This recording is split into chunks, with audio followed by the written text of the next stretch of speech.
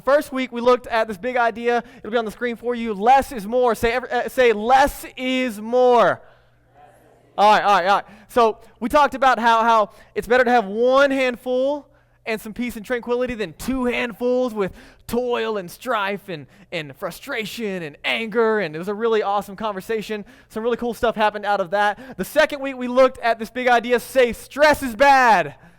Stress is really bad, right? In particular, we talked about financial stress, and we had some really helpful conversations in that arena, and so you should check that out. Today, we're talking about this big idea, giving is good. Say, giving is good. Okay, now pretend like you mean it and tell your face that you mean it. Say, giving is good. Giving is good. I believe with all of my heart, giving is good, and today's conversation is going to be awesome. And next week, we're going to wrap up the conversation with this big idea that tomorrow matters. Say, tomorrow matters. Tomorrow matters. Okay, so this is where we're going. I hope that you're as excited as I am. If you're not, I'm going to get you there. Okay, so let's go back to the big idea. Today we're looking at this big idea that giving is good. Giving is good. Giving is good. And in case you're wondering, this is not just about your wallet. This is about your entire life. And so in order to understand the conversation that we're having today, we have to first start with the heart of God. And so I recognize, listen, people are in all kinds of different scenarios in their spiritual journey as you come in. Some of you are followers of Jesus. Some of you are brand new followers of Jesus. Some of you have been following Jesus for a little while. Some of you are not followers of Jesus and you're trying to figure out this faith thing and what you believe and why you believe it. And so we have people in all kinds of different categories. And so when it comes to this conversation, I want to start us on the front end and say, why are we talking about this? And so before we get into the actual content, let me help you understand the big idea that before we talk about our capacity to give, it has a foundation and a motivation, and that's the heart of God. You might not know this, but you need to know this today. Listen, God is radically generous. Like, he is a generous God. He's a loving God. He's engaged. And you're like, how do you know? How do you know that God is generous? Because, like, I haven't seen any checks in the mail lately, and that'd be really convenient, right? Listen, the biggest demonstration of God's love, the biggest declaration of his generosity was when he sent Jesus. John 3 says that he gave his son for us to bring us back into right relationship with him. All of humanity is separated from God because of our pride and our sin and our own decisions. And God, in his love, instead of letting us be stuck in our own situation, sends Jesus to bring us back, and he gives his son in our place for our sin. Jesus didn't just accidentally die on the cross. It was a plan of God to bring us back to him. God is a generous God, and it doesn't stop there. That's just like the biggest declaration and point. You're like, how do I know that God loves me and he's generous toward me? The answer is Jesus. Friends, listen, if you've never heard this, you need to know it today. If you were the only person on the planet, Jesus would have died for you. He would have given his life willingly and freely. He would have been wrongfully murdered on the cross, not because he deserved it, but because he was giving his life in our place to make us right with God. And it's this heart of God, the generosity of God, that brings us into a conversation. And listen, this might be a little crazy. So if you're not a follower of Jesus in the room, today's conversation is for followers of Jesus, in particular people that are a part of the City Church family, and I want you to know you're invited into this family, and you don't have to believe to belong, and we mean that with all of our heart. This is a place that is safe, and you're welcome to be here. But when it comes to being a follower of Jesus, the conversation we're having today is about generosity.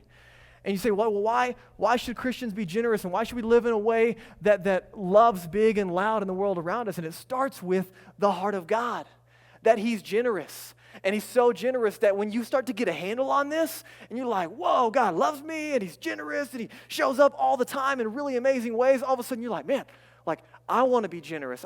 I can't give what I don't have, which you need to understand, right? Like, before I met Jesus, I didn't have the love of God working in and through me, but then Jesus changed my life, and all of a sudden, I have in me something I didn't have before. And so the generosity of God is first for me, and it's something that I receive. But once I receive it, guys, listen, it starts to work in and through me, and it shows up around me in the lives of others. So this is going to be a little crazy for some of you, but I promise it's going to be awesome. So let me give you our value. Listen, generous is not something that God does. It's who he is. You with me? Generous is not something he does. It's who he is. And so then as Jesus followers, if you're a follower of Jesus in the room, generous is not something that we do. Generous is who we are.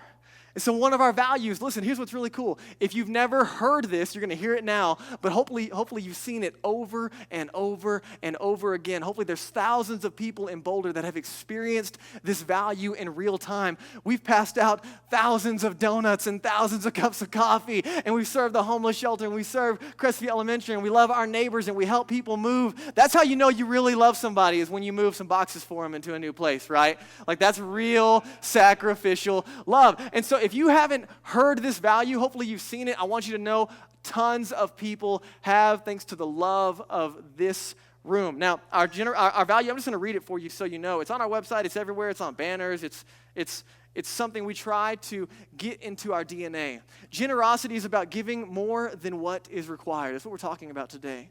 We see generosity as a privilege. We're generous with our time, our gifts, and our resources. This is so much more than a money conversation. This is a lifestyle conversation. Are you with me? God has given richly toward us, and it's our honor to give back to Him. We consider ourselves managers of the life that we live, not owners, and so all that we have is for the glory of God and the good of others. That's what we mean when we say we're radically generous. And so listen, we're in this series talking about making change. Why? Why are we having this conversation? Because if we want lives that are going to not just be transformed internally and see God do some stuff inside of us, but if we want lives that make a difference in those around us, if we want lives that make a difference where we work, live, and play, then we've got to tap into something bigger than ourselves. And that's where generosity comes in. If we're going to create a church for people who don't go to church, if we're going to create a community for people who don't have community, if we're going to love and live in a way that actually looks like the love of God, then it's going to take something bigger than us. And that's where generosity comes in to play. Generosity is not something that we do. It's who we are as Jesus followers. So let me give you a little bit of insight. The name City Church, okay, it came from Matthew chapter 5, where Jesus is having a conversation with some of his followers, and he looks at them and he says, "You don't know it yet, but you're a city on a hill. Easily recognizable, set up to stand out. There's something shining bright about you." And he says, you don't put it under a basket and hide it in a home, right? You set a light on the lampstand. He says, you're a city on a hill. And he says, it's by your good works that people are going to glorify God. And as he's looking at his followers, when we read that, God just drilled it into our hearts. That's who we are.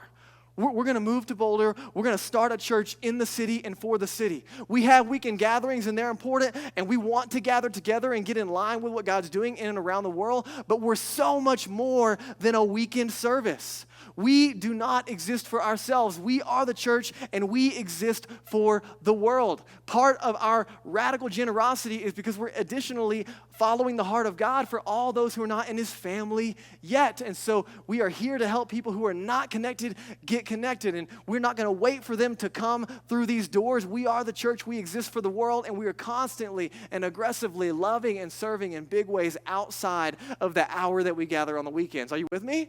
It's about radical generosity. It's not just my money. It's my time. It's my resources. It's my home. It's everything that I have so that people can see the incredible love of God working in and through us. And so this is not just a financial conversation. This is a lifestyle conversation, that the love of God is so big and so motivating that we have a desire to love in really, really big ways. And the goal is that people see our generosity in lifestyle, in every area, both individually and as a church and as a body. And they say, what is going on? Like, all the time people say, why are you doing this?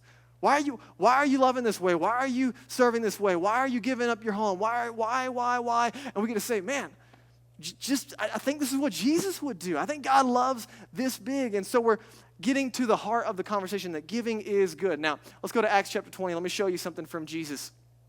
Acts chapter 20 says this: you should remember the words of the Lord Jesus. It's more blessed to give than to receive. Do you know Jesus said that?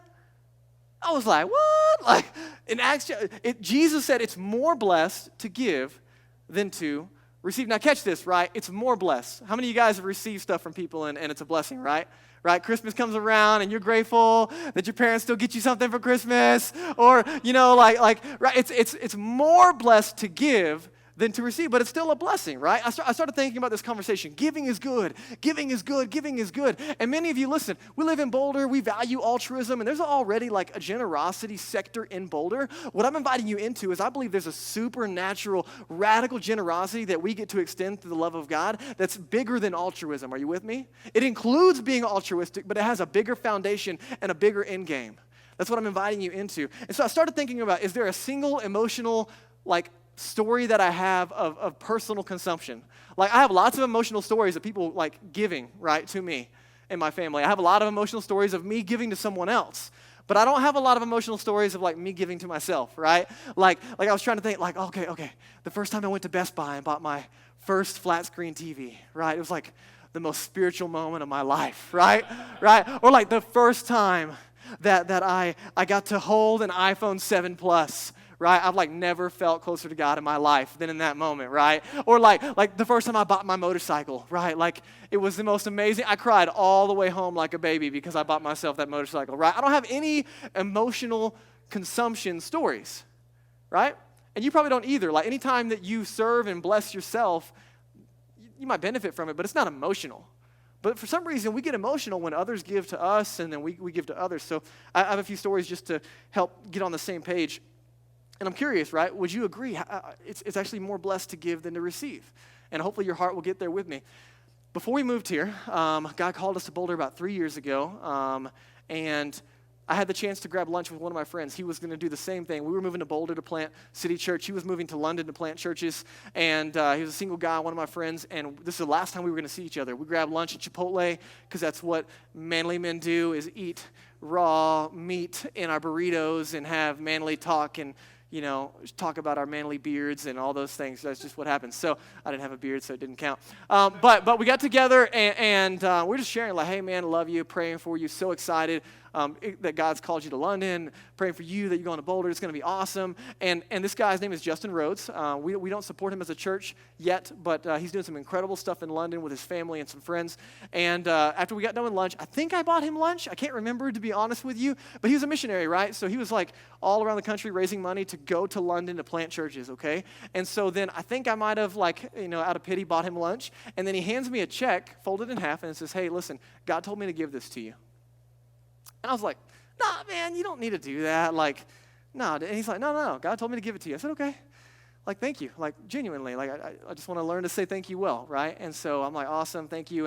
And we hug, see you later. I'm trying to be rude, not open the check right there, right? You don't want to do that because it's weird. And so I take it and put it in my pocket, and I get in the car, and I pull it out, and I open that check up.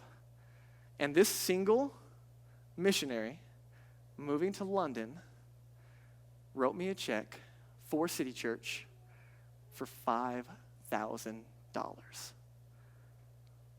And I about lost it.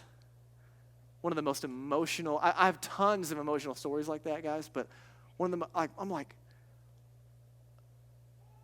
and he's like, hey, listen, God's going to do something incredible in Boulder, and he told me to give you this money to help you guys get there. I'm like, you're a poor single missionary. Where'd you get $5,000 to give me, right? And I was so overwhelmed. I called Danielle. I'm like, babe, you're not going to believe this. Justin just gave me a check for $5,000. And this is the biggest check I've ever seen in my life, right? I never made that much money. I've never given that much money. I'm like, that's a lot of zeros, right? And I was just overwhelmed emotionally. And I've got lots of stories like that, right? Not just monetary. People using their time, their gifts to serve my family or to serve me, right? You probably have stories like that too. Now, fast forward, listen. Justin Rhodes gives us that check, crazy emotional. And then God tells us to move to Boulder and plant this church. And Danielle and I turn around, we pack up our family and our 1-year-old little boy, and we move to Boulder, and we get to love and serve our city. And we are giving everything. Giving everything. We're giving our home, we're giving our finances, we're giving our time, we're giving our energy, we're giving our gifts. And I remember the first time, listen, we moved to Boulder, and I remember the first check I wrote out of our income for 10% of what we were making to City Church when we moved here. And in all areas of life, we started to give, and I want you to know, listen, every day God has done incredible things, and I have incredible relationships, and we've seen incredible life change. And the day that Justin gave to me was an incredibly emotional moment. But that giving fueled us then to be able to turn around and give back to our city over and over again. And odds are every person in this room has been a benefactor of my wife giving herself and myself and our home. And right, in some way you've been served in that way. Why? Because we genuinely believe that it is more blessed to give than to receive. And I want you to hear me, no hesitation in my voice at all. It is always more blessed to give than to receive. I am so grateful to receive over and over again, but every time, I can't tell you the gratitude, the joy, the overflow in our lives and heart that it is more blessed to give than to receive. 2 Corinthians 9:11, check this out. It says this, you will be enriched in every way so that you can be generous on every occasion. And through us, your generosity will result in thanksgiving to God. I want you to imagine living your life in such a way and leveraging your life and your generosity and your time and your resources and your skills, no matter where you are on the spectrum of what you think you have. And imagine people thanking God for your generosity over and over again, thanking God. I can remember, man, I've done it. Justin gave me that check, and I was like, God, you're amazing. I can't believe you just did that. Over and over and over again. Imagine. Over and over again in Boulder, people thanking God for the generosity of our church collectively serving and loving and giving. And right, it's expressed 1,000 different ways. Think lifestyle, not your wallet, okay? So here's the question that I have for you and me. If we know that it's more blessed to give than to receive, if we're willing to embrace that idea that genuinely every time we get to give, it's more blessed to give than to receive, then why don't we do it more often? Like if we know that principle is true and we genuinely experience it, why don't we do it more often? I have a couple of thoughts. Number one, I think we don't feel like we have enough. You ever been there? Like your heart's in the right spot. You would love to be generous. You would love to leverage your life and your time and your energy and resources to make a difference in someone else's life, but you just don't feel like you have the ability. Your schedule's too full and your finances are too tight and you live in Boulder and it's impossible to make ends meet, right? And you feel like, man, I would love to. I just don't have the ability. Or maybe you've seen this abused in church, right? So listen, I don't know where you come from and what your background is, but the giving conversation always gets weird. I know people who are like, man, I hate the church because all they ever talk about is money and all they want is your money. I want you to know today, no matter where you are, church doesn't want your money. It's not what this conversation's about. But you probably heard it abused and seen it, right? Some like slick back hair televangelist like, give $100 to the Lord today and you'll get $1,000 back. You know, like some, I don't know why he sounds like a pirate when he says that, but right, like that's just the guy that I had, right? And these weird like manipulative money conversations when it comes to spirituality, right? And so if you've seen it abused, you get really weird around generosity conversations, or maybe you find yourself with this scarcity mindset. And what that means is that we get stuck in this scarcity mindset instead of an abundant mindset. And so I'm always thinking that if I give, I have less. Right? Like just doing the numbers, running the facts. If I give, I have less. If I give, I have less. And so then I'm never going to have enough. And so I don't know where you come from when it comes to this giving conversation, but my question is, if we know that generosity is an incredible impact in and around the lives around us, why don't we do it more? Here's the big idea for today. Whenever you give, you are always a blessing. And whenever you give, you are always blessed. Hear me on this. Whenever you give, whether it's your time, your energy, or your resources, you are always a blessing. And whenever you give, you are always blessed. Now listen, don't hear me say, I didn't say whenever you give money to the church, God sends you a check with a rebate. That's not what we're talking about. We're talking about in the bigger scope of things, that if nothing else, you have the joy that when you're generous towards someone else, that God used you to make a difference in someone else's life, and you're grateful for that, right? Are you with me? Like whenever you give, no matter what, look back on any time, you're like, man, I regret that I gave to them, right? If you really look at it, whenever you give, you're always a blessing. And whenever you give, you're always blessed. It's a spiritual principle. Let me show you in Proverbs 11. Verses 24 and 25, the world of the generous, it gets larger and larger, and the world of the stingy, it gets smaller and smaller. The one who blesses others is abundantly blessed, and those who help others are helped. Guys, listen, giving is good. Are you with me? Giving is good. It's always more blessed to give than to receive. And so here's what we're going to have. We're going to have a conversation. If giving is good, if we're willing to embrace this idea and say, hey, listen, God is a giver. He does it generously. I'm going to follow in suit. I'm going to be generous. If giving is good, then I want to get better at it. Don't you? Right? If giving is good, I want to get better at that. So I'm going to give you 3 truths from the Bible and growing in my giving. 3 ways to grow in our giving or our generosity. You ready? Are you ready? Awesome. Okay, here we go. Number 1, we're going to learn to trust God with the tithe. Bum, bum, bum. Okay, listen. This is a really helpful conversation. I believe it with all my heart. It's going to be helpful to you. The word tithe is a word from the Bible. It means 10%. And literally it means 10% and the first 10% of our income, okay? And so already you're freaking out, and it's going to be okay, I promise. Malachi chapter 3, verse 10, watch this. And again, if you're not a follower of Jesus in the room, I want you to pay attention to the crazy generosity that we're talking about and the motivation behind it. I'm not asking you to give to our church, okay? Not at all. But if you're a follower of Jesus in the room, I want you to follow with me, okay? Here's the conversation in Malachi chapter 3, verses 10 and maybe 11. Bring the whole tithe into the storehouse. Again, that's a 10%. That there might be food in my house. Test me in this. God says, test me in this and see if I will not throw open the floodgates of heaven and pour out so much blessing that there will not be room enough to store it. Bro, did you guys catch that? This is the only place in the Bible where God invites us to test him. Did you know that?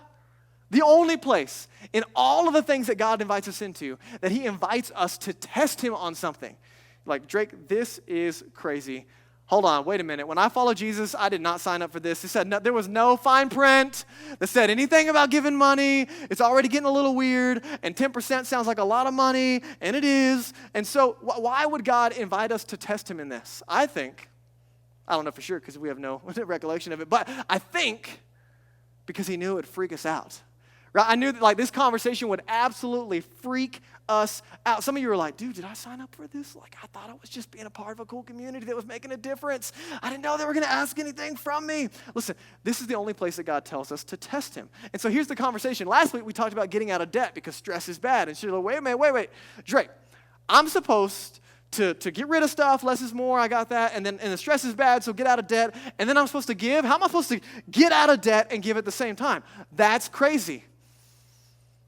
Yeah, it is crazy. You might be sitting here, you're like, Drake, in order to do that, in order to do what you're talking about, I would have to completely rearrange my entire life around God. Yeah. That's exactly what I'm saying, right? You're like, oh, dang it. I wish we weren't going there. You're like, oh, man, right. You're like, this sounds impossible, right? What does this mean? Listen, why is the tithe so important? Because Jesus knows that our finances are connected to our heart. It's not just a wallet thing, it's a heart thing. Jesus doesn't want your wallet. He doesn't need access to your bank account. He wants your heart. He wants your life. He wants all of you. Listen, if Jesus is not Lord of everything when it comes to following him, he's not Lord of anything. Are you with me? Right, we don't get to segment hey, Jesus, I'd like you to be in charge here and maybe over here, but actually, can you not just stay out of that box and stay out of these relationships? And Jesus is it's not really how it works, and we're really good at segmenting. And so God actually invites us to test him in this because he knows we're freaked out by it. And so I want you to imagine this conversation. What he's inviting us into is trusting God with the first in our life. And so it's not just financial. We're talking about everything. Am I willing to trust God? I want you to imagine you're a little kid standing on the edge of the pool. And God is a good dad, and he's like, hey, you can trust me. Just jump and trust me.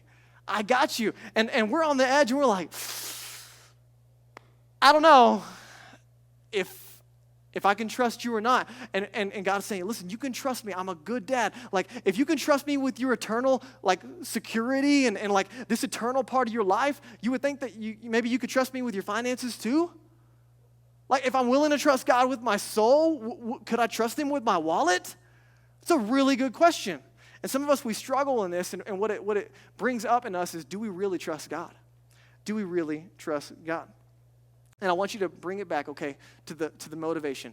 God is a good dad who loves his kids. Let me give you a personal story, okay? I became a Christian at 15, almost 16 years old, okay? I didn't grow up in a religious home. This is all new to me. Like, I didn't know about any of this. And I remember the first time I heard about, like, the idea of tithing, and I was like, I didn't have any money anyway, so it didn't matter. And then, like, I would mow a yard and, like, make $20, and I'd be like, okay, 10%, I give $2, which I'm like, hey, that's not too bad. Like, sweet, $2. I remember some people bringing up, like, oh, hey, listen, tithing is, like, just an Old Testament thing. Like, it's not really, like, a Jesus thing. And I was like, oh, so, like, maybe I don't have to do it. I'm like, okay, if it's just in the Old Testament, then maybe we can, like, rabbit hole around this. And then I was reading at the same time through the Bible, and I came across this passage here in Matthew 23. And this, like, changed everything, okay?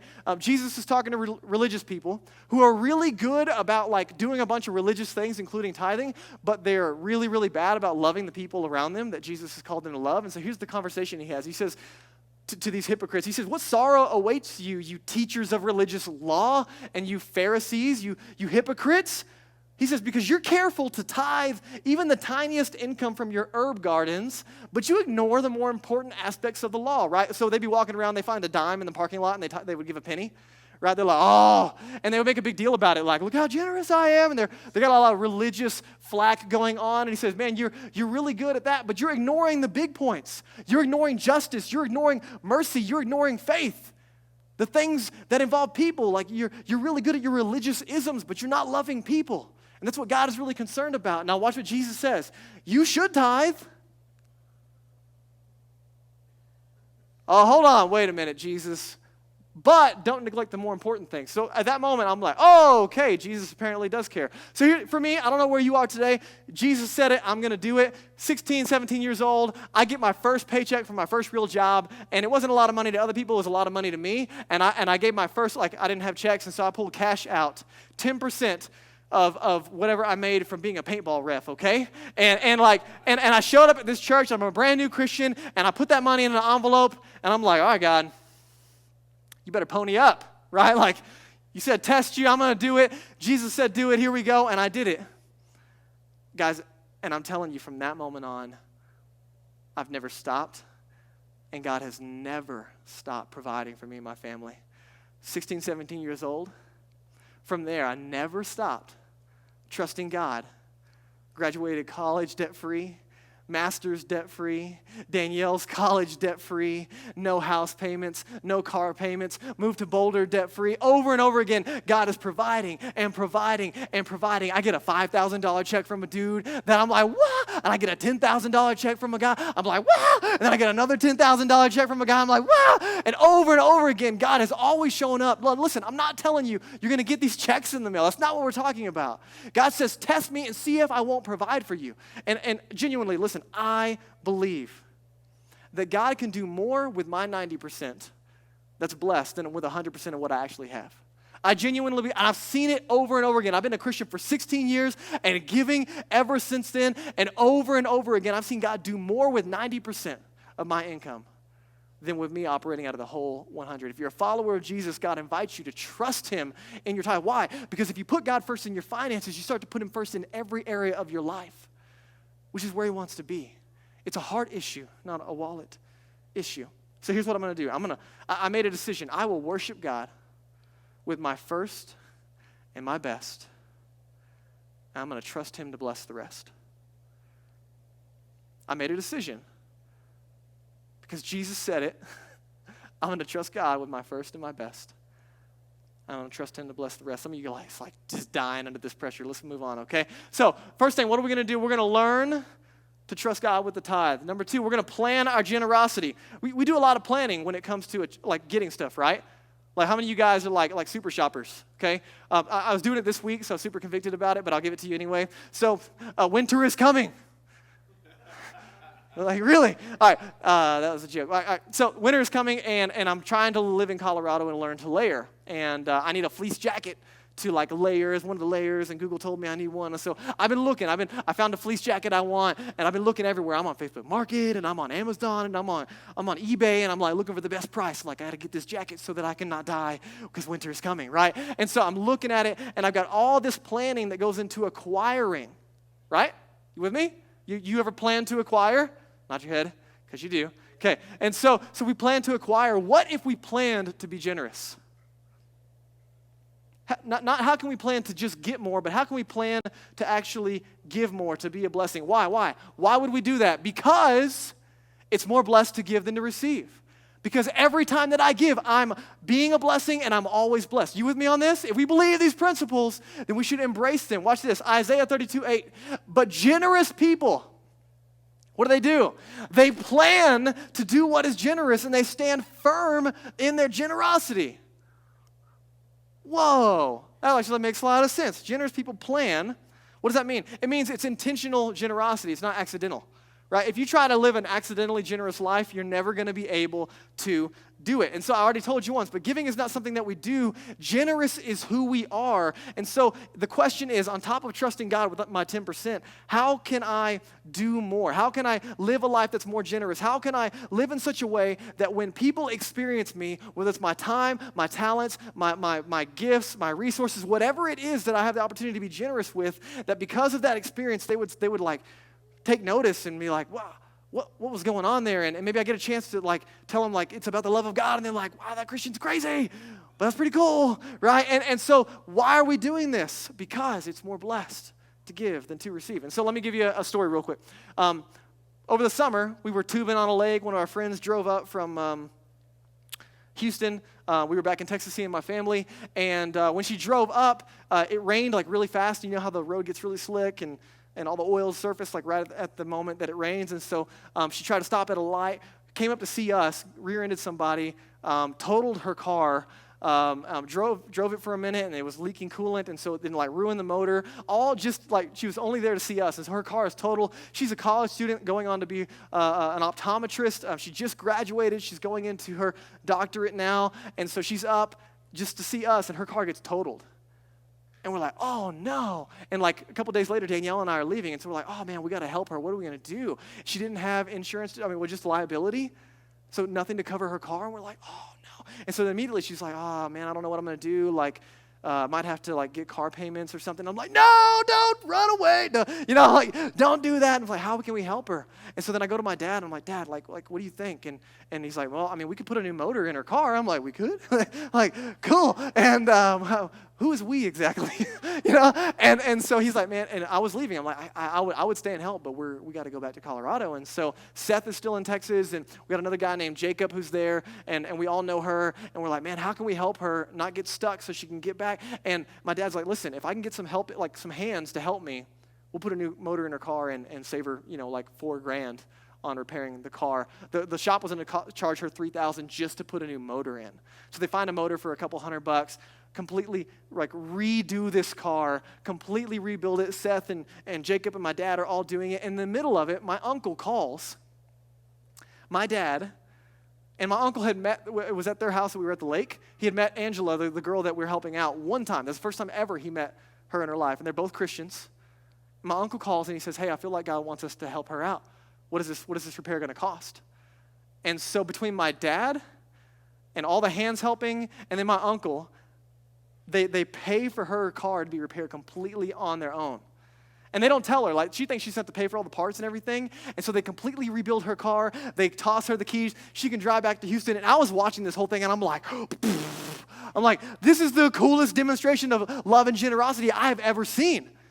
Like, it's not quick to build a car, in case you were wondering. Like, you don't just, like, pop it in and pop it out. You know what I mean? Like a Pop-Tart. It's not like that, right? Like, rebuilding an engine is a lot of work. And so they do this, and I'm like, that is a lot of labor. My dad's working a full-time job, and he's rebuilding this girl's car. Seth is working a job. They're running, getting parts for him. And then my uncle, who's never met this girl but one time, gives, like, a huge chunk of money to help pay for this thing. And I'm like, this is amazing. Like, only God could do stuff like this, right? Are you with me? Like, who else? You ever had anything like happen like this? No, this is amazing. And so then later I call my dad, and I'm like, Dad, like, how do you do it? Like, how do you guys leverage yourself to be generous? And right, because I'm like, I want to do that.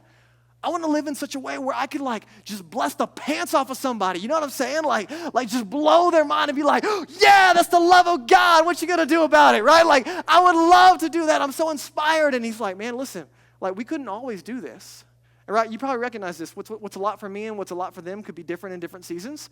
It says we couldn't always do what we're doing today, but we've always tried to help and be generous where we could. And so then I started talking, okay, let's get a plan.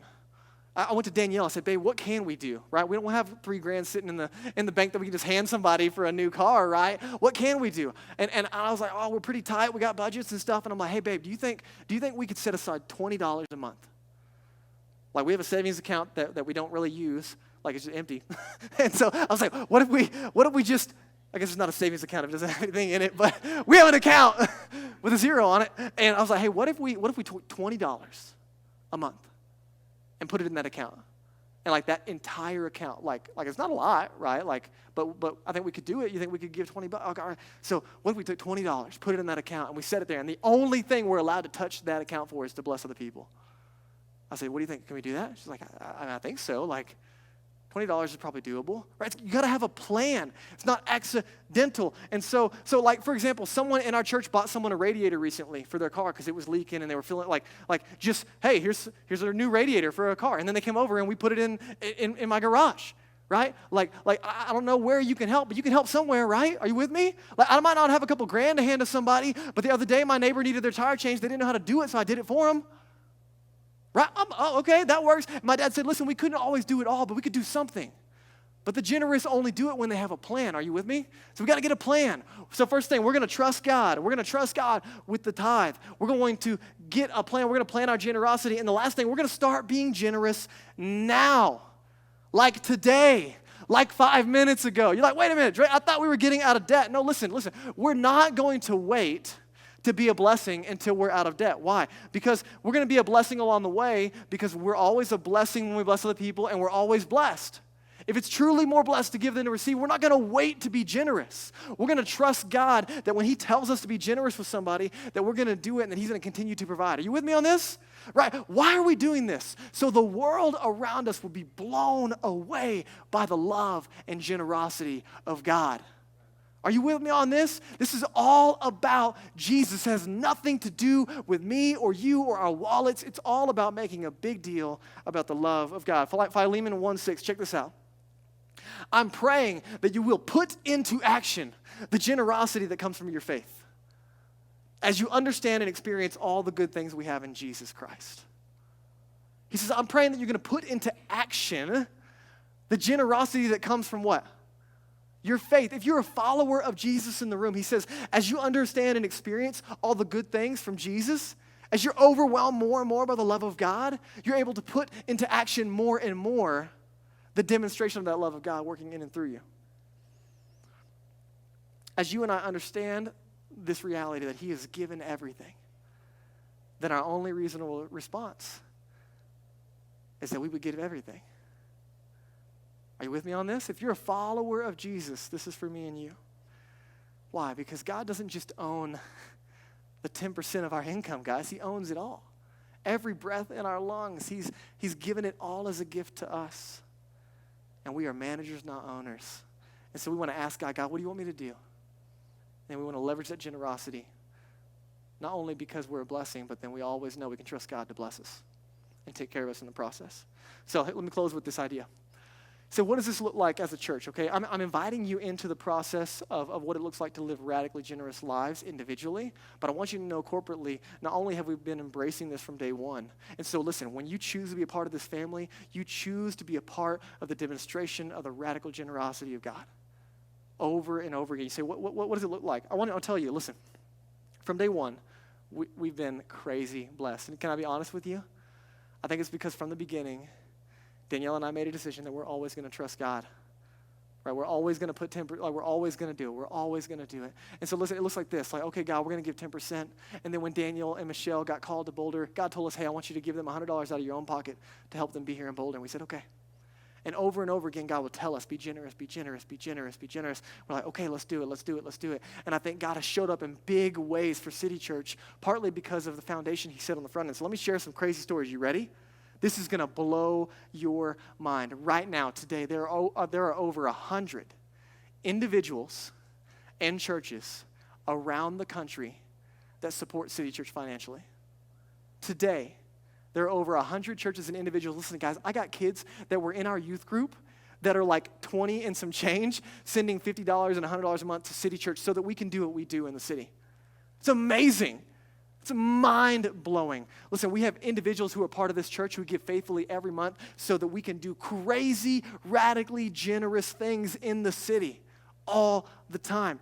Listen, we were given, like, you don't know this, okay, but all the portable equipment that it takes to pack in and pack out for a mobile church like this, we were given like a couple grand worth of just portable equipment, just given, like, hey, this is for you guys. We're like, what? And we're like, oh, this is so amazing. And then, listen, amazing. There was a church in Castle Rock. They were like, hey, we have $80,000 worth of equipment. Do you want it? I'm like,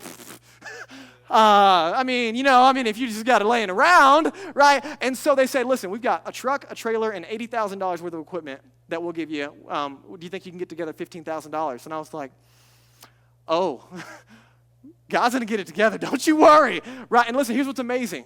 We got $80,000 worth of equipment for $15,000, and there wasn't a single dollar of that $15,000 that came from City Church.